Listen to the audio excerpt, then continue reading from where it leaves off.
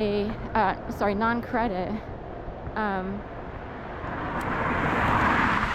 community college. I taught a course on writing, and with that you have to have enough people to show up. Also, your proposal has to be approved.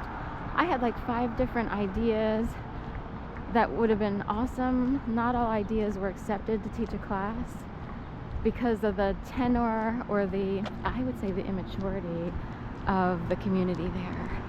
Because I had a really great idea I wrote a thesis on a book called Strange Piece of Paradise, and all they saw was violence. What I saw was an education about women avoiding a culture of violence in America. That book is so awesome. I don't even know where to begin about how perfect. And as a writer, the author is, stellar. But they didn't want to accept that proposal. Now, let me see if this is drying here.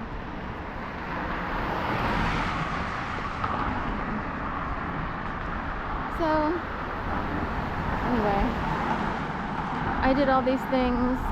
The worst activity happened whenever I worked in any setting that had any government connections. Whether it's a public school system, whether it's, I've wondered if some of these delivery agencies are actually government connected, maybe shipped. People being let go and they're wondering why. Is it a mistake on the app? Everything, you can't find a human being to talk to you. Are the gods saying, you can only make this much, we don't want to push the envelope because you made quite a bit during the pandemic? Like, I did really well during the pandemic because everyone had to order their food, or they would have to stand in line at the supermarket to get food. And so many people used Shipt. I was kissing the ground that I could make money this way. We are so not kidding how much I hustled with Shipt. Also, their parameters and rules were loosened because inventory was so low, and time-wise, they could only get to so many orders per day based on who could pick them up, how much time they had, so forth and so on. It's hard to explain. Like, you could put an order in and it never gets picked up. I wondered about those people who never got their orders picked up. So they could even raise the price, like, can you put my order priority? I will pay double. The Shipt employee will get $40 for this run, or 50, when normally you would get, say, anywhere from 15 to 25, but tips made it well worth it. A lot of people tipped on the high end for some reason. Anyway, things like this would go on. Also, you would see weird activity in the orders, like that is whack. Everybody, we won't get into it. Also, pictures and names and imagery don't always match. So if you go by the picture, you think you're supposed to get regular Diet Coke. If you went by the description, you were supposed to get Diet Coke Zero, caffeine free, gold label. It's a whole thing. Anyway, I'm just talking this morning because for some reason.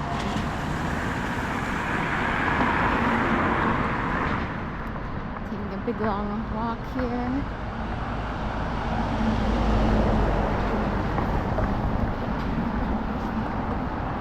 This is the Schuylkill River.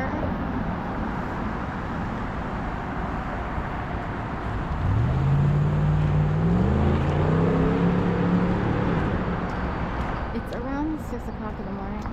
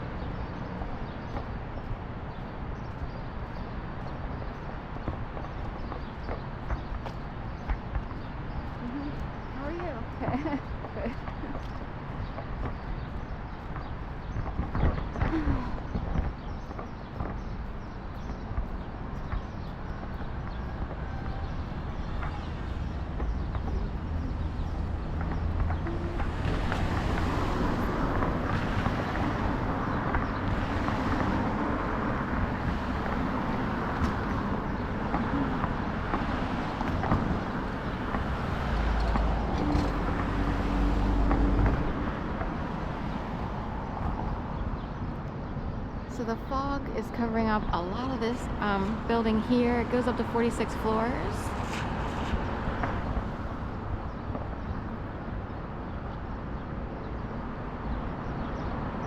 This is the train station over here, 30th Street train station with the porch, which is an area here where people hang out, and I guess Monday through Friday they might have, you know, opportunities to eat, concession stands, and so on.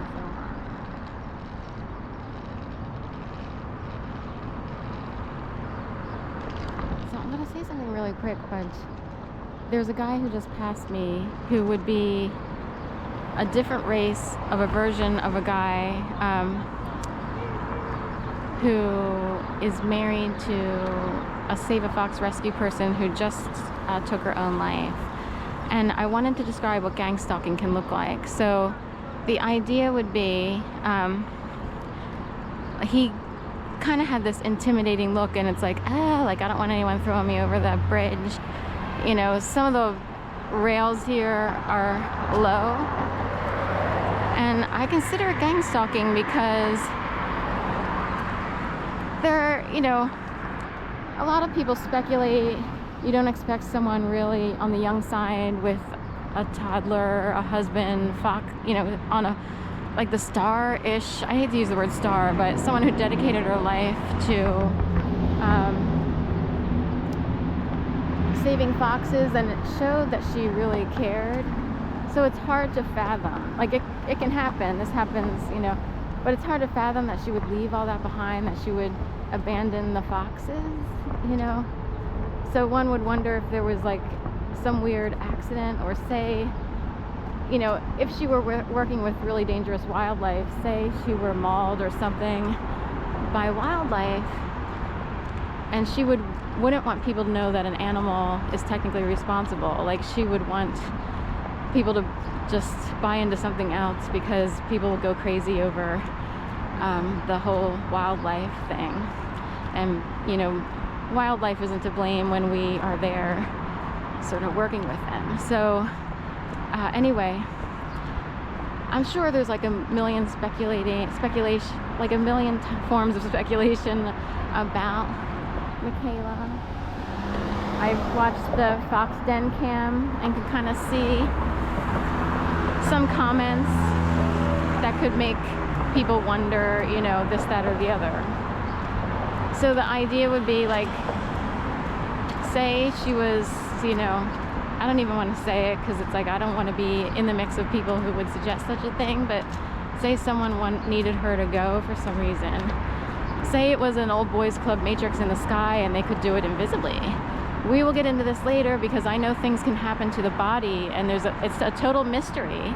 Here on Earth, we would say, I don't really know. This person's heart stopped. There doesn't seem to be a reason.